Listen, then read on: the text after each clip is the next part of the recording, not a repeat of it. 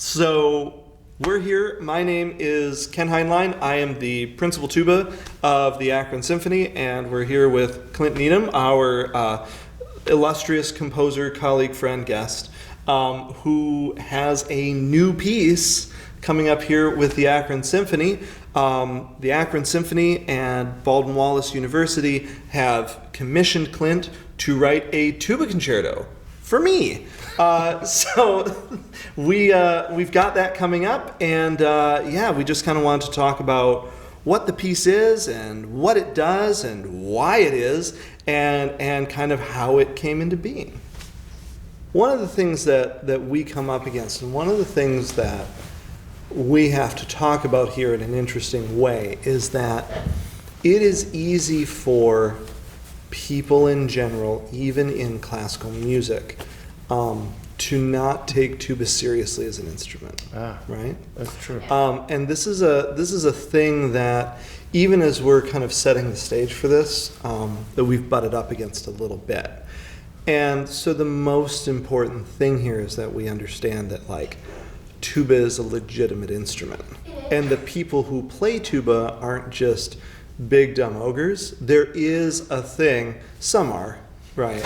But but that, I would like to hope that there is the same kind of importance to a tuba concerto as there would be to a violin concerto or a piano concerto. And I understand that it is easier too for pianists to kind of make a little light of their situation because they can literally make their living as a soloist. I've been working on this concerto happening with the Akron Symphony for 10 years. This is the highest point of my career until this point. And so there is a little bit of like, well, why should we listen to the tuba? Tuba, what a fun instrument. Isn't that silly? And I'm kind of like, no, it's actually not. It's actually a super important instrument. And so I don't want things to be heavy, but at the same time, we risk kind of... like the trivial aspect. I don't want to be the butt of any jokes, right? And that's easy. I think there's a handful of instruments. All instruments are legitimate, and it literally takes a synergistic village to make anything happen in an orchestra. But I feel like, in a way, it's like every instrument family has that, or every I feel like the saxophone for the woodwinds. I feel like the viola for the strings. I'm married to a violist. Same. Not the same violist. Not the same. Yeah. Violist, but yeah. Which, no judgment. But, I feel that like John Adams wrote a saxophone concerto, and, he made a comment that I thought was pretty on the nose. It said something about the saxophone concerto is nothing more than just like sort of an ode to this really beautiful instrument that kind of gets a bad rap. And he's like, I didn't feel like it needed to be about anything other than the sound of the instrument, because in a lot of ways, just having a title called Concerto for Saxophone is like enough, because it's kind of novel enough, because there's not a whole lot of them. I think tuba is probably the same. Right now, I'd say there's sort of like this sort of groundswell of tuba writing. Michael Dougherty wrote a concerto for tuba that is wildly successful, in the concerto world. And, I think Wynton Marsalis just had a tuba concerto premiered with the Philadelphia Orchestra. So, I think it's pretty. It's great. It's only taken 200 years to sort of. Well, yeah. So the tuba couldn't really exist until, say, a little over 100 years ago, right? So the tuba has to have valves to exist. If you don't have valves, you can't have a contrabass brass instrument. So you're not looking at valves existing until, in any modern form, until post-Beethoven, if you will. So, of course, we have no Beethoven tuba concerto. We have no Mozart tuba concerto because there was no tuba for them to conceive of writing for. So our first concerto wasn't written until 1954, and it is still the standard of what we have, which is mostly associated with the name of the person who wrote it. Ralph Vaughan Williams, right at the end of his life, got us a concerto in quick before the end. And it's still kind of the one. But it's a good concerto, but it's lacking in some ways. So there's kind of this thing of among tuba players of, violin players they've got their big five, right? They've got Sibelius, they've got Tchaikovsky, they've got Mozart, they've got Beethoven, and they've got Mendelssohn, and like all recognizable composers, all great concerti. We don't have, we've got like half of one. And so the onus kind of falls to tuba players of like, if you meet a composer who you think could do a thing, you bear a responsibility to the tuba community to commission that composer and get a piece out of them. Because we have no idea what our next great concerto is going to be. And we're trying to find it. And so, knowing Clint's writing, the idea was like, hey, maybe we can find it here. And so Clint and I started talking about kind of the pieces that I loved and kind of where I saw the vision of the tuba going. And my archetype, my favorite concerto is definitely, like, by a good amount, Dvorak Cello Concerto. Like that's a concerto I listen to and I'm just like, this is gorgeous. It's beautiful. There's all this space for the soloist to express different emotions and different styles and different ideas. And so much about concerti is wrapped up in this idea of virtuosity. And virtuosity really just meaning like, how fast do you move your fingers? How much technical difficulty is involved in the piece? But oftentimes that leaves kind of a musical desert in the piece. So the idea for me talking to Clint was like, what can we do that shows the tuba as an expressive instrument? Because, look, I chose the tuba. I'm proud to play the tuba. But I started playing tuba before I was a musician. I started playing tuba because I was in a school band program and I was the tallest kid in my class. So tuba seemed a natural fit. By the time I figured out that I was going to pursue music professionally and then started to explore all of the philosophical parts of what that meant to be a musician, my voice had already been chosen. And it was weird to show up to a world where I wanted to be as much of a musician as any horn player or bassoon player or violinist or cellist, but I didn't necessarily have the vehicles for exploring that musical style and interpretational ideas and emotional depth. And so I had to, I transcribe a lot. I play a lot of vocal pieces. I play a lot of flute pieces. I play cello pieces because I want to be as much a musician as any of them. But when I look at the tuba repertoire, I don't have a piece that lets me do that. So the idea here was, how can I, as a musician who plays the tuba, get a piece that allows me to communicate with people in a way that isn't the tuba just kind of being like kind of slow or unmusical or some kind of relegated role in the orchestra. How can it be I'm a musician and the voice I have is tuba? Now I need a vehicle for showing that voice. And so Clint, I love how you've written for other instruments. I love how you've written for tuba, and so it was easy for me to kind of ask you.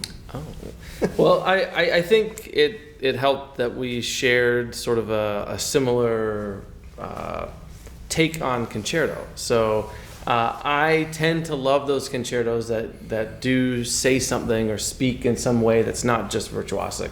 some of my favorite concerti, or even solo pieces like Concerti or like the Barber Violin Concerto, the Lark Ascending, a solo piece. Dharma at Big Sur is my favorite of the two Adams concertos for violin, and it's sort of just void of any real virtuosic stuff, really.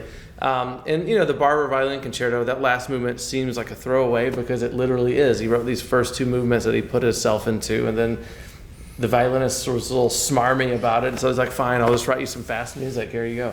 But I love those, and then you came to me saying that the Dvorak was, your favorite concerto, and what's fascinating is it's not really a virtuoso. It's performed all the time, but it's more of a musical statement. I mean, people call it like the ninth with cello, you know what I mean? And it's not necessarily a virtuosic piece. It has moments, but it's mainly a piece that lets the cello speak and lets the expressive nature of the cello connect with the audience. And so the bulk of this piece, then, I knew even at the outset was going to be more of an expressive type piece. And I would say that probably, 2/3 of the piece at least is letting you sing, letting you speak, letting your sound hopefully show off to the audience in a way that they've never heard the tuba speak, right? In a very lyrical manner for an extended amount of time, and dialogue with the orchestra that way. I thought that was a really interesting way that, to set it up, and that came because of dialoguing with you, and I think also, there's just something about the sound of the tuba that's, already going to be a little novel in and of itself when it has like a prominent role on stage. Yeah. So I've played an Akron Symphony now for, I think this is either my 13th or 14th season. I lose track at this point. And it's been my job to make sure that all of the audience of Akron has heard tuba with a fairly prominent voice for that entire time. But I don't think people have necessarily, if I'm doing my job, nobody notices that I'm doing my job. They notice things like the power of the brass section, a compelling color from all the basses playing a thing.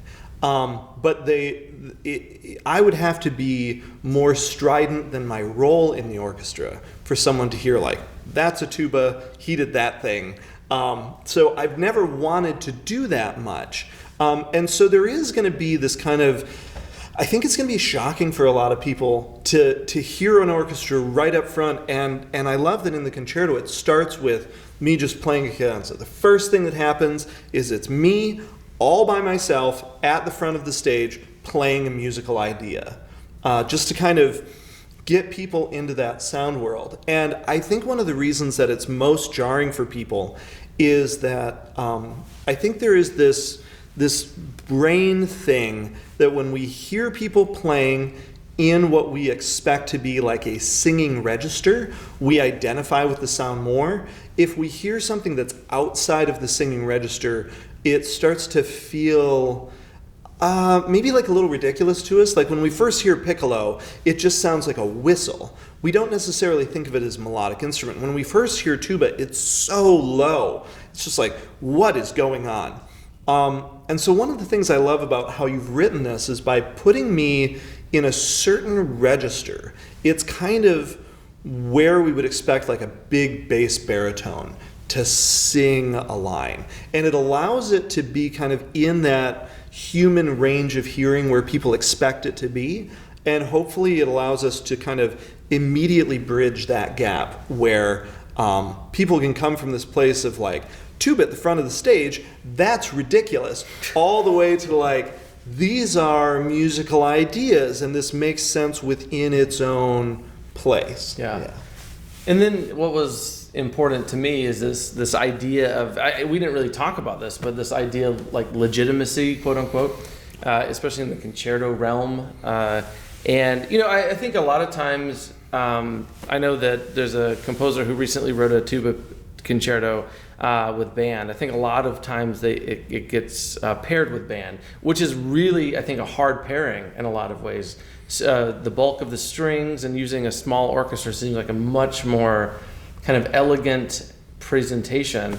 But this idea of legitimacy was important, and it sort of tied in a little bit with, you newly at the time becoming a parent. And so taking this idea of growth of a child and you being sort of the parent or the sage in this story, at least in the first movement, and having you dialogue with a solo violinist initially, and then a solo violist, and then finally a solo cellist, kind of winding up where it always was going to wind up, because you said Dvorak cello concerto, so it's like I have to have some sort of pairing there, right? Right. And so it was kind of nice to sort of wrap that in there. But I love that, like, I feel like the duets are very comparable, and they're very much dialogue driven, and I feel like you're always the one that's kind of like making those lines grow, and it's like you're not just supportive role, you're like an encouraging role in that way across the entire first movement. And it's sort of like the maturation of a child, right? It's like, your role for your kid as they grow, and it's Yeah.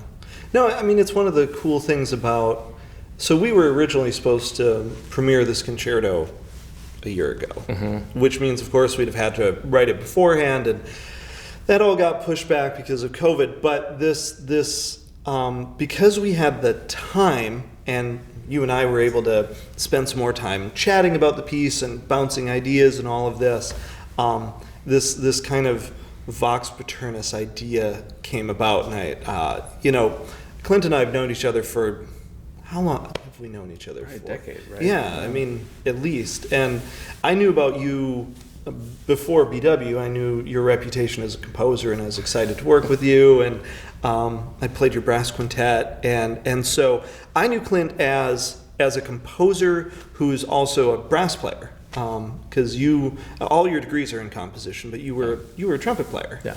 And went to Baldwin Wallace. Went to BW. Yeah. So I knew that Clint knew how to write for brass. So the part wouldn't seem silly. It would work. It would have the characteristics of the instrument kind of built in as it went. But then we had this kind of extra time, and we could talk about ideas for the piece. And I wouldn't say that the piece is programmatic, really, but it certainly takes a journey, and there's more to this journey than I first understood. And as I've talked to you, I mean, you always hint at it, but like even in that first cadenza, you had this very clear idea of, it starts off very bold, and it's kind of this idea of life before kids. It's very independent, and it has its own idea. And by the end of the cadenza, just 30 seconds of music, the tuba has become much less strident. The dynamic comes down, the whole tessitura rises, and everything about the sound in that 30 seconds transforms from something big, bold, low, heavy, to something light, accommodating, beautiful. And I think it's such a beautiful idea, and it leaves me with such a rich palette as a performer, that I need to take the audience on the journey, right? And so it kind of exemplifies this like three-part idea of how music works, that it's conceived of by the composer with a clear idea, then it is communicated through the performer, and then the performer takes the audience on an emotional journey, right? And this is a kind of story that can't be said in words. I mean, though we're talking about it, dancing about architecture and all that. But it is a thing that hopefully people can feel their way through. Yeah, and that's my job. And then the audience feeling things as this happens, even if they can't put words to it. That's maybe better. But so it starts with this big cadenza, but I don't know. I find this story super interesting. If you don't mind sharing some more of it, especially the first movement, I think that's really cool. Yeah, I mean, so it all had to do with your situation and becoming a parent of this, kind of the outset of at least conceiving of this concerto, and reflecting on sort of my journey thus far with two 12-year-olds and a 10-year-old. and projecting sort of in the future. And sort of this responsibility that before I had children, like I was the center of my own universe, right? I mean, I guess we kind of all are, but I was, it was all about me and my career, and I was so focused on that. And then you have these very dependent beings that are needing you for everything. And it just makes you shift a little bit about those things that are like actually important in life, or those things that I always say that like the phrase "I have to" took a really big shift when my kids were born. It's like all these things. Oh, I have to do this. I have to fly there. I have to go do this.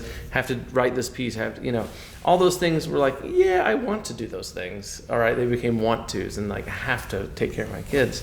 So there is this kind of like bold bravado at the beginning, and then you have this like kind of awareness about yourself. I think over the course of this cadenza, I'm trying to sort of convey this idea of awareness, and this like more genteel nature takes over.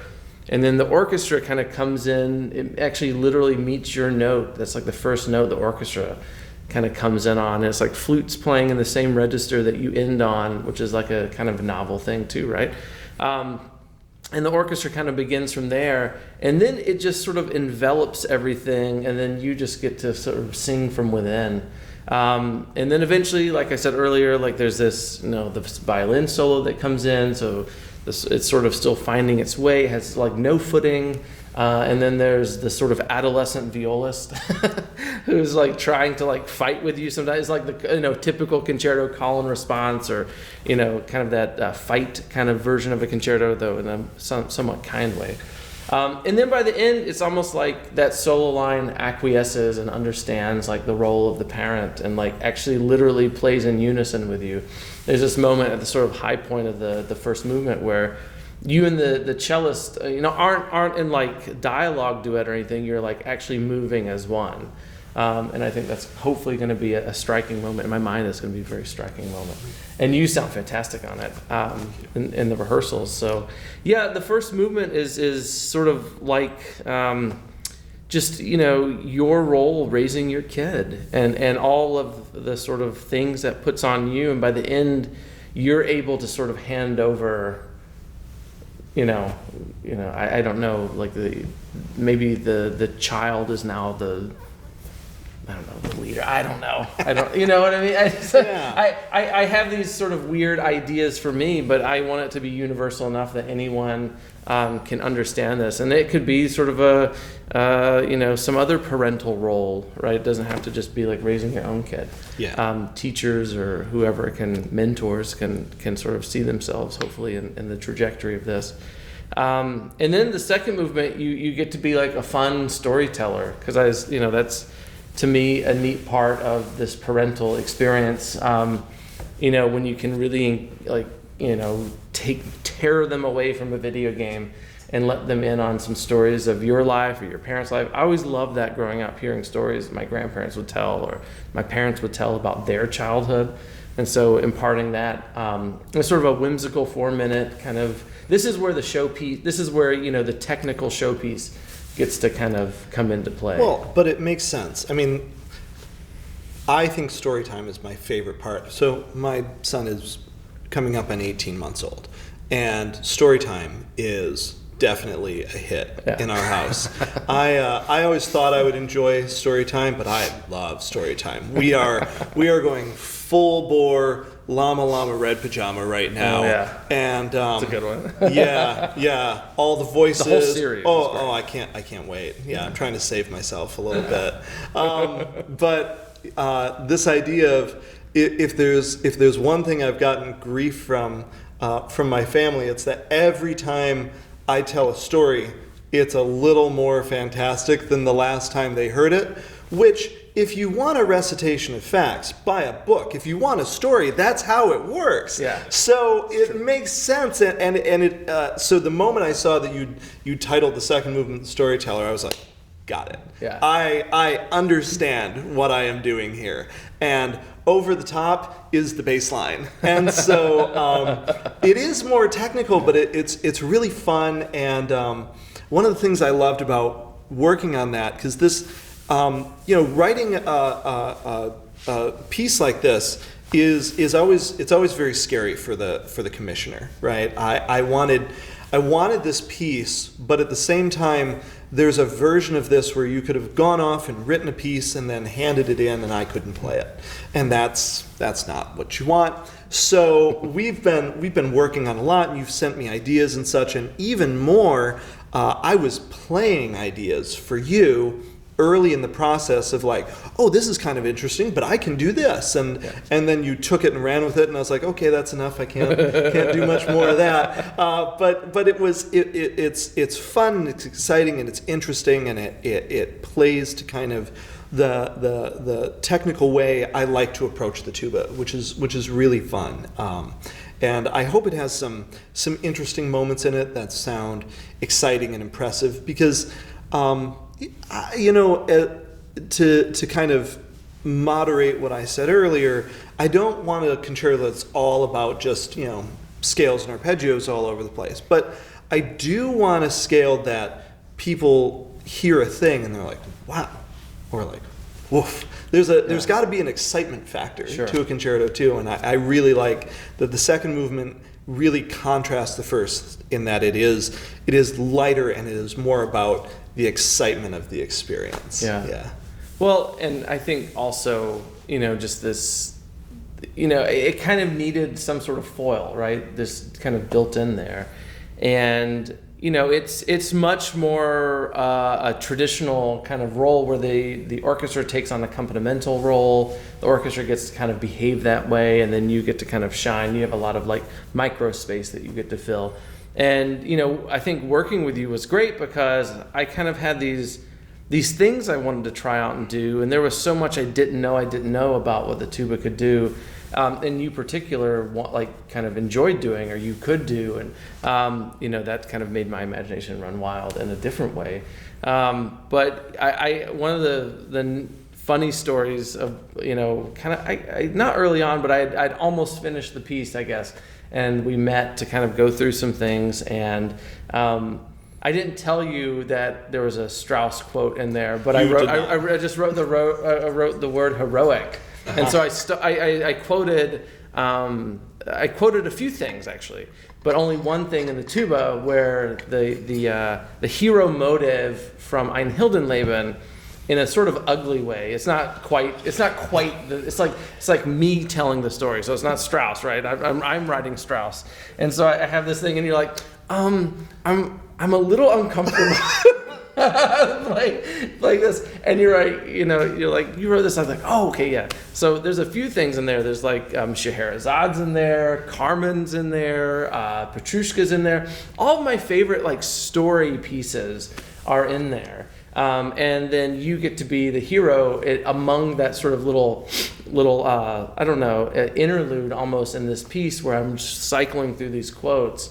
And it's again, thinking of the storyteller pulling from different stories and, making stuff up on the fly. And I know you have all these pieces in your finger and your ears, I know they're all part of you in some sort of way. And so it's like, just throw them all in there because they're all part of the orchestral world storytelling.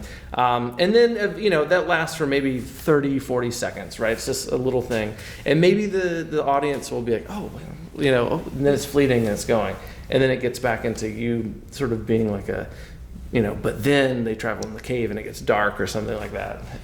Yeah. No, and I mean, the goal of it is not to be exclusionary in any way. It's just kind of an inside joke. And I really love that there are all these little moments that people can hear.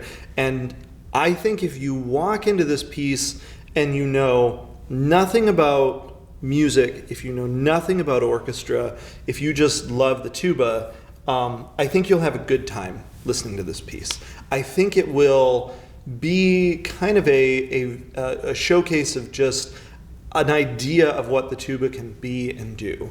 If you have been coming to orchestra concerts for a while and you haven't heard a tuba concerto before, I think there's there's enough here for you to hold on to that you'll recognize it as a concerto, but something new and fresh and different.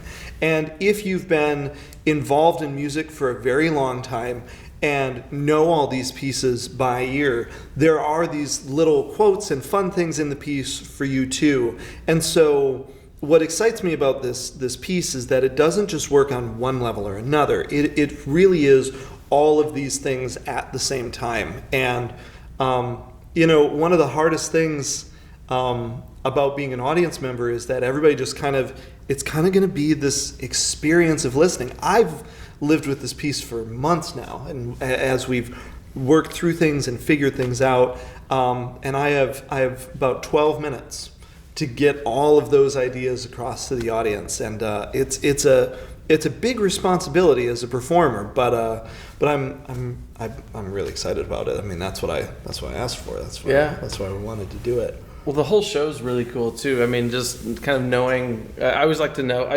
I say this sometimes. I'm like, oh no, I'm like paired with the, some major piece, Mahler, fine.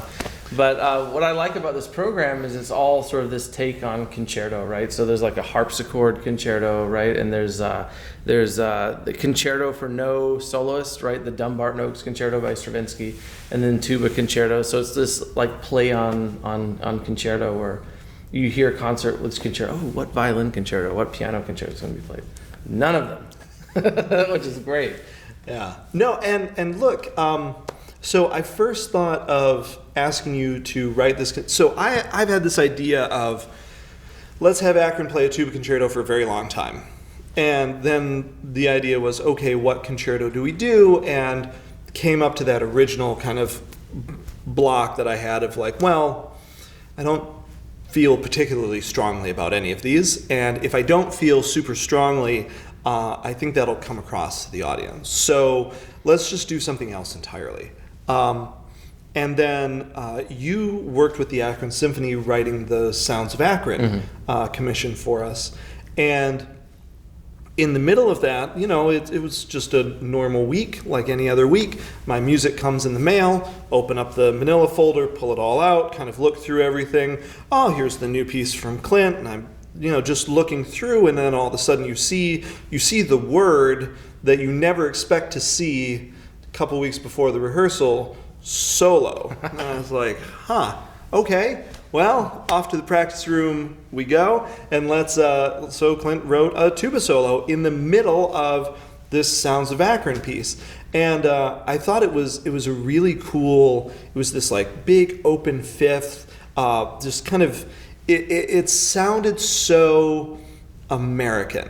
And I mean that in the best way. Like there is kind of this heritage of music that's very European, but then there's this idea of what American music sounds like. And I think there's actually a lot of people who understand that sound. Like when they listen to Copland, when they listen to Fanfare for the Common Man, or when they listen to the, Pork It's What's for Dinner commercials, right? That's all Copland. And it has this sound that sounds very American. And I think it's part of kind of our American cultural experience of music. And I played this little, maybe it was a brief snippet, but it was very much in that language, and it made me very excited because there's plenty of European tuba concertos, but I wanted an American tuba concerto.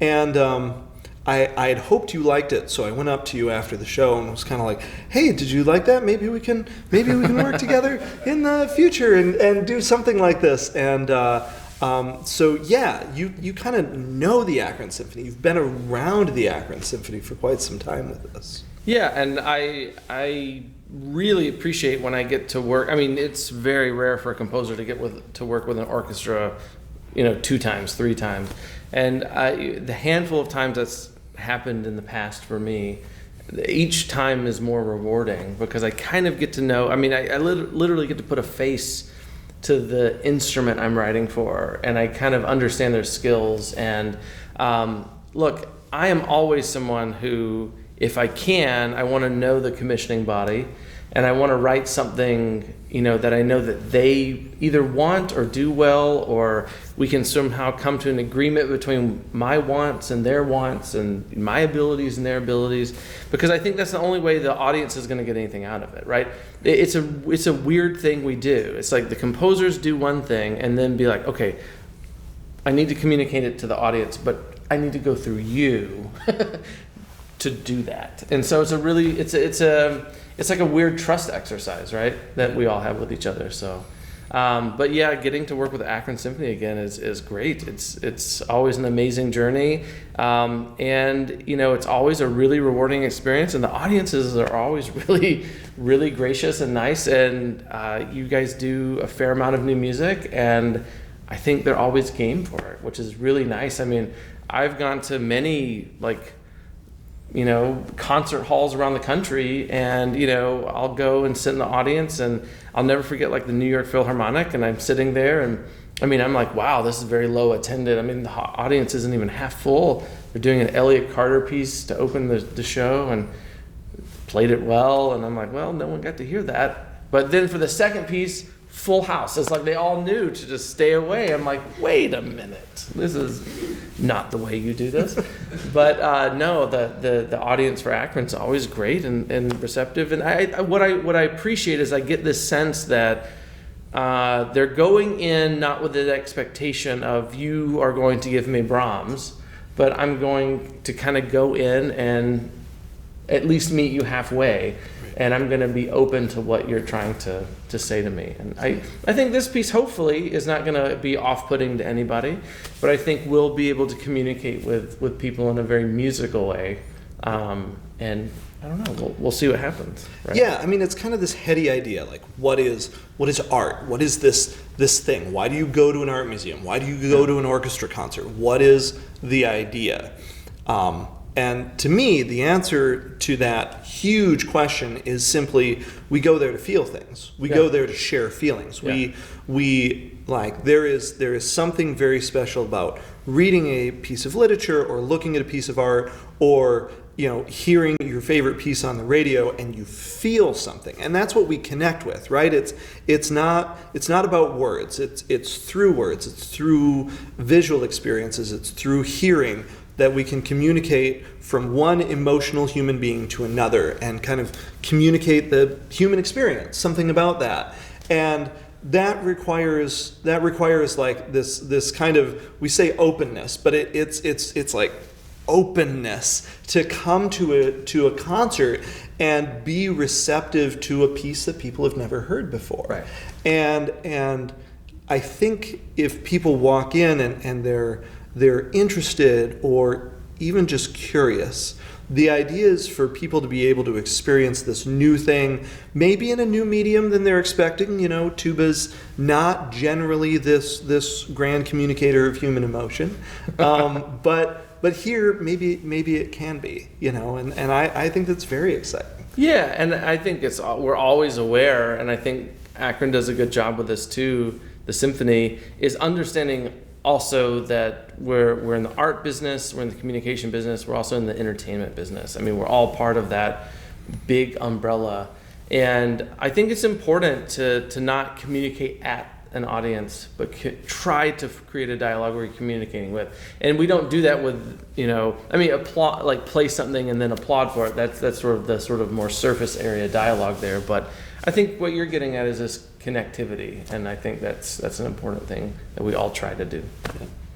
Well, when you approached me with the commission, right? Part of my position here at BW, composer in residence, I was able to sort of ensure, in a way, two performances of the concerto, which is always nice, with two different groups. It's always great to have like an initial performance and then like, okay, what's my fault? What am I going to go back to the editing board to do? And then, whatever, right?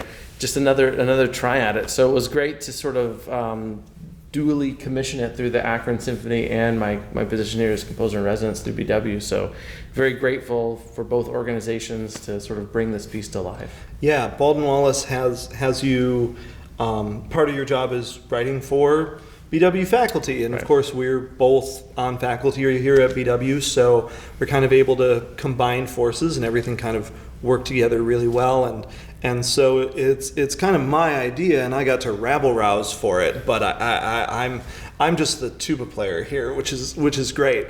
And a tuba concerto, what we're witnessing in this concert is really the birth of a tuba concerto. But my hope is that this is a piece that has legs, and so we'll play it, and I've worked with a couple composers before, but it's exciting because you'll be in the hall with a score, and there'll be somebody in the hall listening to me on tuba in the rehearsals, and we'll all powwow at break. All right, what's mark the violins down here, and Ken, you can try this thing, and so there's an excitement to a first concert where like nobody's gonna go and alter the Brahms symphony. They're just not. It's kind of carved in stone at some point.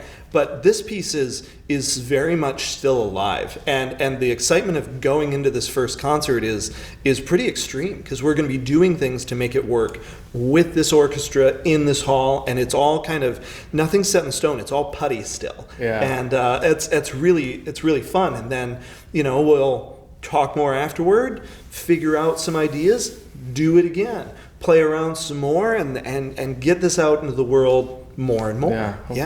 Yeah, I always say that the premiere, we're not even at the interpretation stage yet. Like we're still building the piece, which is kind of fun. It's always scary. It's kind of fun.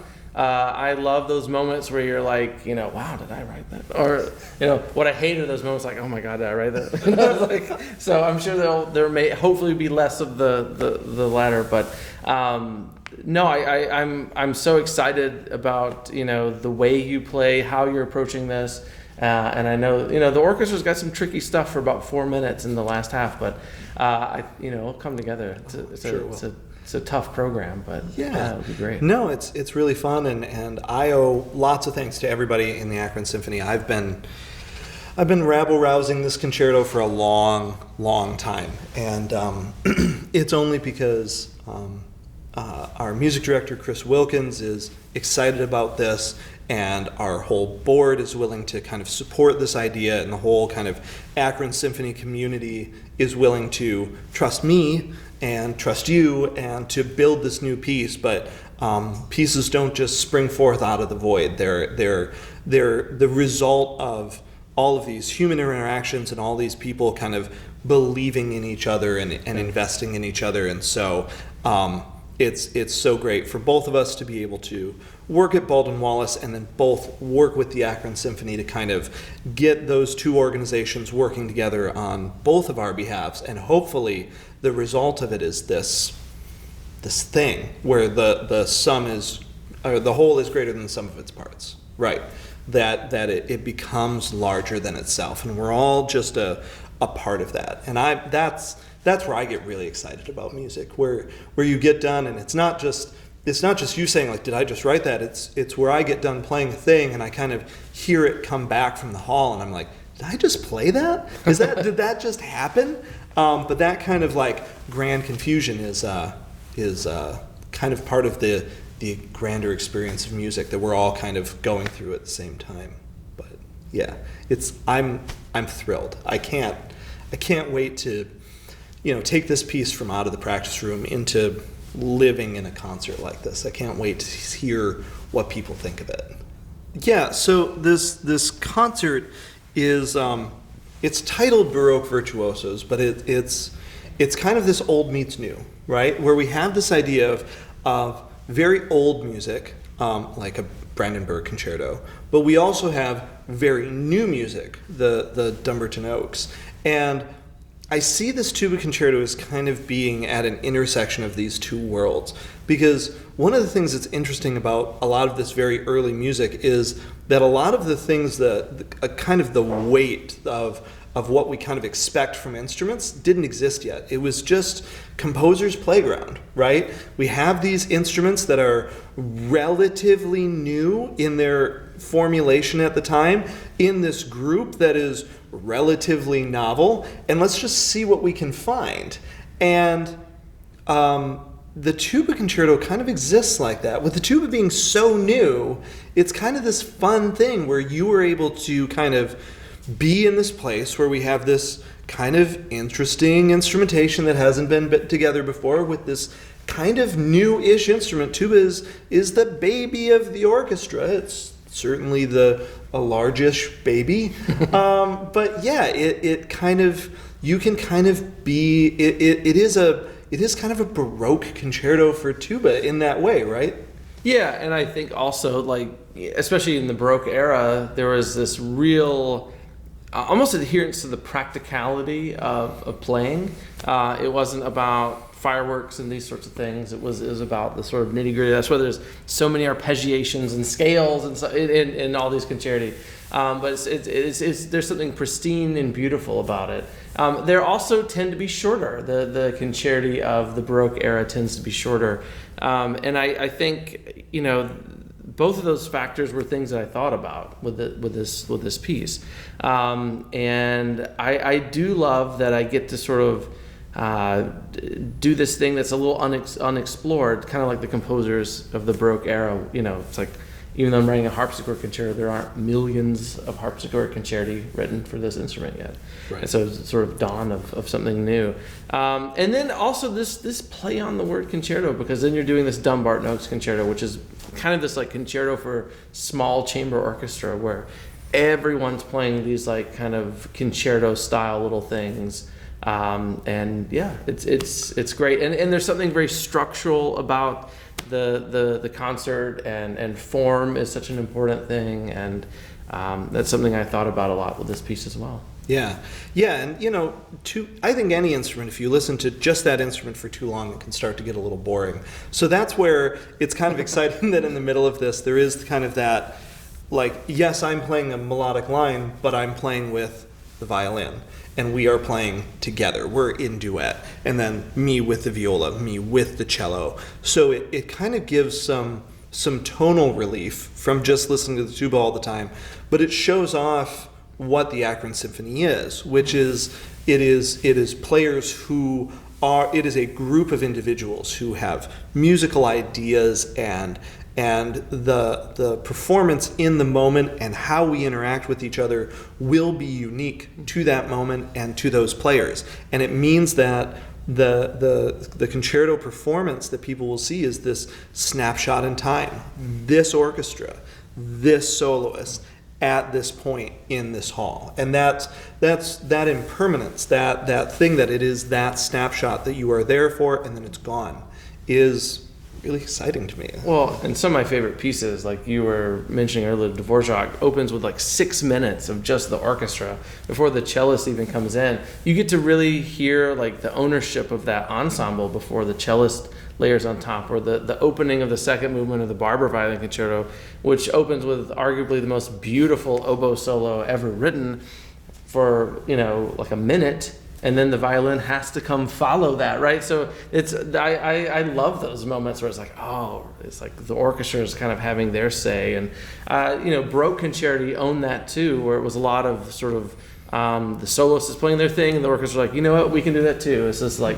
anything you can do, I can do, kind of thing, dialogue back and forth. And there's something really exciting as an audience member when you see that happening. So yeah, it's kind of a musical game of horse, and especially in the second movement, there's I have to play it, and the orchestra has to play it back, and it kind of elevates the tuba in a certain way, because like anything the violins do, I do, and then so we're playing each other's music, and you know, it just makes me practice that much more. It's very exciting.